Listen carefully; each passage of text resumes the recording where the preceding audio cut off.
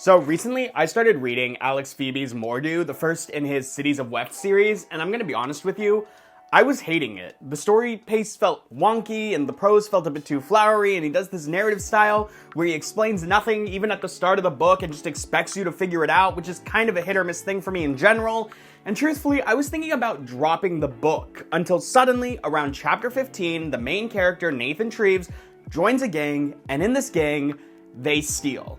The plot then shifted from this winding path to a very clear and concise story, essentially boiling down to the idea of steal money, buy medicine. And after that, the next 5 chapters flew by. Now, this isn't to say that I'll finish Mordew. The book is 100 chapters long, and I have to see how much longer it keeps being enjoyable. And given the split opinion I've seen online regarding this series, the chances I make it to the end of the book are probably about 50-50.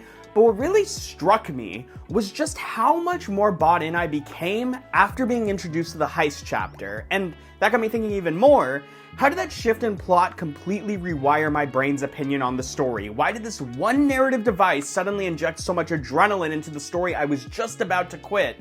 More importantly, why do we as readers eat this trope up every single time?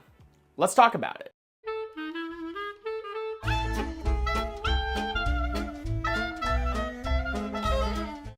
Let's start simple. A heist story is, at its core, a narrative about getting away with it. Whether it's a robbing of a bank, hijacking of an airship, or infiltrating the tower of some all-powerful wizard to steal a cursed coin, if there's a goal, a crew, and a plan, we're in business. But the magic of a heist story isn't just in the what, it's all about the how. It's about the setup, the ticking clock, the specialized roles, and of course, the inevitable twist that makes you say, wait, were they 5 steps ahead of me this entire time? Think of stories like Ocean's 11, but in a crumbling fantasy empire. Think Lupin, but with magic. Think The Lies of Locke Lamora, where the crew of con men play political chess in a city so soaked in alchemy and backstabbing. Or Mistborn, where a street urchin with a mysterious magical gift joins a crew to overthrow an immortal god emperor of the world, and they start by robbing his vault. You hear that as setup for the story, and your brain goes, yes, please, I would like to read that right now, thank you. And this is very intentional because of the way that the human mind processes information. The human brain loves patterns, it loves rhythm, it loves cause and effect, and heist stories, they're like structured music. There's the quiet before the job, the build-up, the drop, and then the aftermath. In a story like Mistborn, we get a structured layout like a blueprint. Vin's learning curve as a crew member mirrors our learning curve as readers, how allomancy works, what the stakes are, how each member fits into the puzzle, and when they finally attempt to steal the Lord Ruler's fortune and the fallout that comes with it, the whole thing feels earned and the outcomes feel logical. And obviously, Mistborn evolves to become something far greater than a standard heist series, but still, there is a reason why people consider Final Empire to be the best book in the series. And if you contrast that with books that meander, books that spend pages upon pages philosophizing about mold, or describing a dead bird skeleton in 3 different tenses, or describing a dinner scene with pages upon pages of detail that don't really go anywhere, heist narratives give us clarity, purpose, a narrative compass pointing due north. Get the thing, don't die, bonus points if you can pull it off in style. But another reason that heists slap is the crew. No one pulls off a heist alone. Not in fiction, not in real life, and heist stories know this. You've got the mastermind, the lockpicker, the grifter, the muscle, the wild card, and sometimes the new recruit learning the ropes.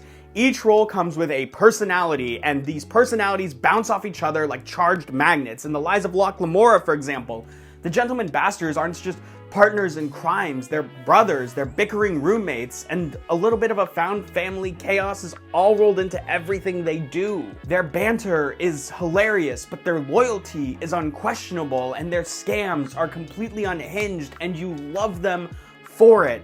The same thing is true with Kelsier's crew in Mistborn. They're not just a means to an end, they're a surrogate family, and we get to experience the love of that family through Vin. And when things go wrong, because they always do, those relationships make the fallout hit harder. Found family has become like a drug for readers, and it affects me just as much as I feel it affects everybody else. Add crimes that heighten the stakes and require everyone to trust each other infallibly, and it creates tension that permeates the entire story. Will somebody betray the team? Will the plan work out? Are they going to get out of this situation alive? And then we're hooked. Heist stories are built on the idea of imbalance. Small crew, big target, massive risk. We know the game is rigged, and that's exactly why we root for the thieves. In most heist stories, the crew isn't robbing you, they're robbing the villain, the oppressor, the system. It's like Robin Hood, but with more flair as authors have developed their craft in the years since. It's a rebellion, but with style. Like if you think about it, the first Mistborn is a giant steal from the rich fantasy book, and that's what makes it great. The whole point is to dismantle this corrupt government, and the way they start, it's by hitting the vaults of the elite families in Luthadel. In Six of Crows, Kaz and his band of deadly misfits aren't just pulling off a job, they're proving that even from the gutter, the people can strike back at the elite. And because of that, we allow our heroes to be morally gray. We want them to bend the rules. It's justice, even if it is slightly illegal. The point being that our thieves, while villains in the eyes of the society they stand in opposition to, are underdog heroes to us as readers, and that's the appeal. Deep down, we want to believe that their cleverness can beat cruelty, that a small team can outmaneuver a corrupt machine, that the little guy can win, even when the game is stacked against them. It becomes catharsis by proxy. Interestingly though, heist stories also have a very unique wrinkle, because despite our love for structure, we also love being outsmarted. And a good heist story lets you think you're keeping up until it pulls the rug out from under you. The plan you thought was falling apart, that betrayal you thought ruined everything, actually, that was the real plan. The backstab was a double cross, the chaos was a misdirection, and that switch happened like 20 pages ago, just under your nose. George R.R. Martin actually has this famous interview about deceiving the reader, and in it he talks about how a deception needs to be planned out from the start in order for it to hit the way it was intended to. If you've planned your book that the butler did it, and then you read on the internet, someone has figured out that the butler did it, and you suddenly change in midstream and it was the chambermaid who did it, then you screw up the whole book. And a good heist story is planned out with breadcrumbs for the reader to have noticed, to have secretly had in the back of their heads, and then to have dismissed as unimportant, only for it to be crucial in the end. In Locke Lamora, this happens constantly. Every time you think that Locke or Jean are cornered, they flip the game board over and pull out a new scheme from seemingly nowhere. But it's not from nowhere, and it never feels cheap because the groundwork was always there. You just weren't looking close enough. And I won't go into spoilers because I really love that book and I think everybody should read it, but all I will say is the Beringia sisters. The same is true with Mistborn. There are twists and layers into how allomancy works, who the Lord Ruler really is, and what Vin's role in the story actually is. And every time you think you've got it figured out, Sanderson says, wait, there's more, followed probably by Yeadon doing something stupid if we're talking about the Final Empire. I'm still not over that. Overall though, this structure is satisfying because it rewards attention and careful reading, and mostly because we just want to be surprised. We like surprises. We just don't like stupid ones. While Dany kind of forgot about the Iron Fleet and Euron's forces, they certainly haven't forgotten about her. So circling back to Mordew, was the book suddenly perfect after the heist chapter? No, it's still a dense, grimy fever dream of a novel. But the second the characters had a job, the story found oxygen. The world didn't have to make sense. The magic didn't need to be explained because suddenly the goal was simple. Steal money, buy medicine, survive. And that simplicity grounded everything. The weird prose, the world building, the extremely vague magic system. It all got filtered through a single clean objective. And for the first time in the book, I understood and cared about what was going on.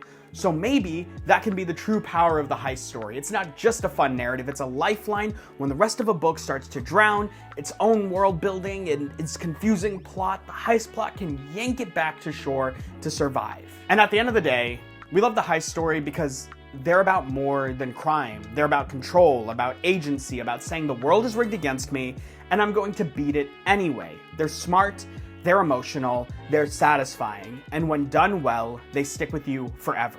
So whether it's a fantasy job to take down a tyrant, or a crew of misfits trying to survive a hostile city, or just a single chapter that jolts life into a dying book, the heist story earns its place every single time. And if this video pulled off the job and made you feel something, maybe drop a like, maybe subscribe, maybe leave a comment with your favorite heist moment in fiction, or don't. That could also just all be part of the plan, right?